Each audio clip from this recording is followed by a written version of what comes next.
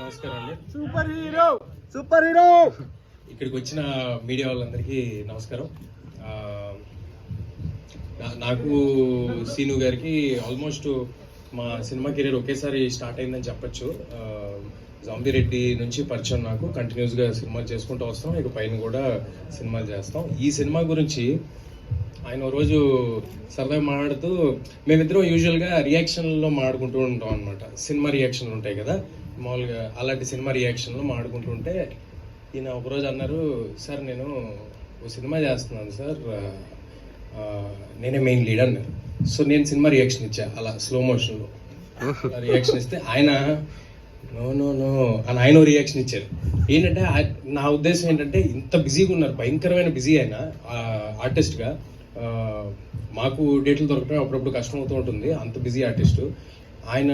ఒక పెద్ద బాధ్యతని ఎత్తి ఇప్పుడు అనవసరంగా నెత్తి మీద పెట్టుకుంటున్నారేమో అని ఒక ఫ్రెండ్గా, వేరే ఉద్దేశం ఏం లేదు, ఒక ఫ్రెండ్గా నేను మాట్లాడితే ఆయన అన్నారు, లేదు తేజ గారు, ఇది ఈ సినిమా ఒక మంచి కథ, ఆ కథలో నేను ఒక పాత్రగా దాన్ని లీడ్ చేసి ఒక పాత్రగా చేస్తున్నా అన్నారు.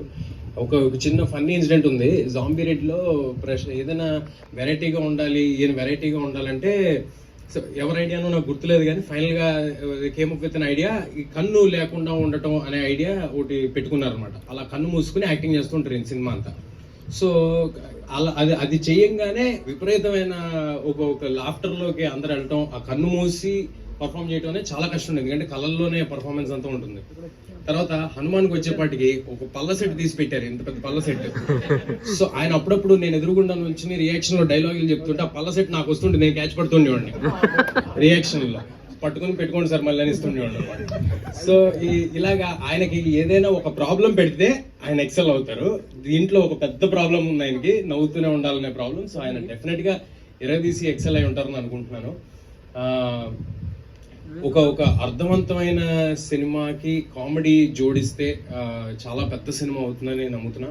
చాలా మీనింగ్ఫుల్ ఎమోషన్స్తో మీనింగ్ఫుల్ వే ఆఫ్ ఫిల్మ్ ఇది. అలాంటి సినిమా చేసినందుకు ఇక్కడ ఉన్న టీం అందరికీ చాలా చాలా థ్యాంక్ యూ. ఇలాంటి సినిమాలు ఇంకా ఎక్కువ రావాలని కోరుకుంటున్నాను, ఎందుకంటే మనం చాలాసార్లు అక్కడెక్కడో ఒక వెరైటీ సినిమా వచ్చింది, దాంట్లో ఎమోషన్ ఎదిరిపోయింది, అది అని చెప్తూ ఉంటారు. అలాంటి సినిమా మనకి ఇక్కడ వస్తుంది మన టాలీవుడ్లో. We should all be very proud of Getup Seenu first of all as an actor.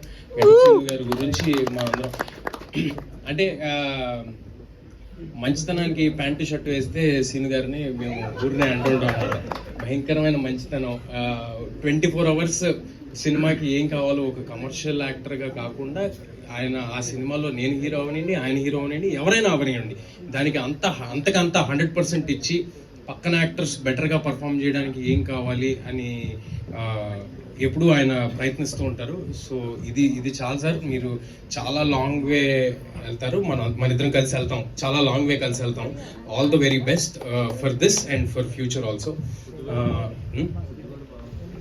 ఏంటిది అంటే నేను ఇక్కడికి రావడానికి ఒక రీజన్, ఇంత మంచి సినిమా తీశారు, దీనికి నా వంతు ప్రయత్నం చేయాలని ఒకటైతే, రెండోది ఆయన ఉండే బిర్యానీ కోసం, చేపల పులుసు, బిర్యానీ. ఇక్కడ అందరూ ఉన్నారు, అందరికి ఆయన వండి పెడుతూ ఉంటారు. నేను చెప్పా కదా, మంచితనానికి ప్యాంట్ షర్ట్ వేస్తే గెటప్ సీను గారు.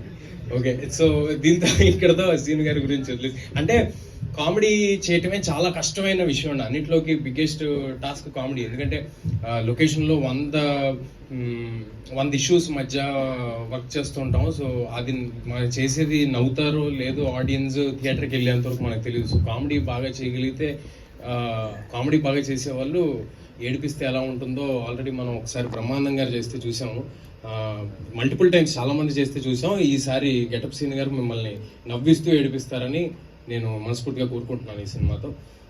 ఈ సినిమా మే 17వ తారీఖు థియేటర్స్లో వస్తుంది. అందరూ తప్పకుండా థియేటర్స్కి వచ్చి ఈ సినిమా చూడండి, ఇలాంటి కొత్త రకమైన సినిమాలని ఎంకరేజ్ చేయండి.